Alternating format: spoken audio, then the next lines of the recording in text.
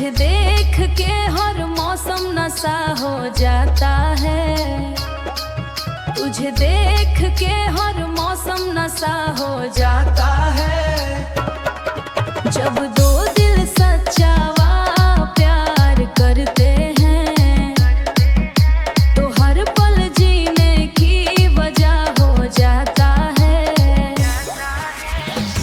हो जाता है, हो जाता है हमका तोहरा से प्यार हो जाता है कि हमारा डीजे के ताल दिल बेहाल हो जाता है।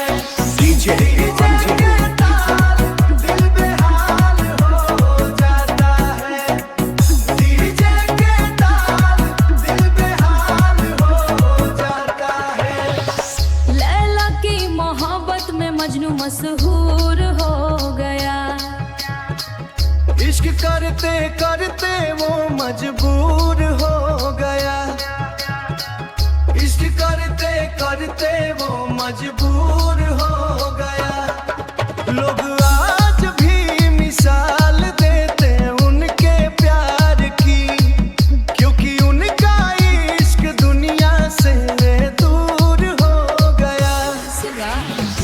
हो जाता है, हो जाता है हमका तोहरा से प्यार हो जाता है कि हमारा डीजे के ताल दिल बेहाल हो जाता है। डीजे के ताल दिल बेहाल हो जाता है। डीजे के ताल दिल बेहाल हो जाता है। डीजे वाला के तो ढेर करता पर प्यार हो जाता है। चलो अब साइड हो जाओ।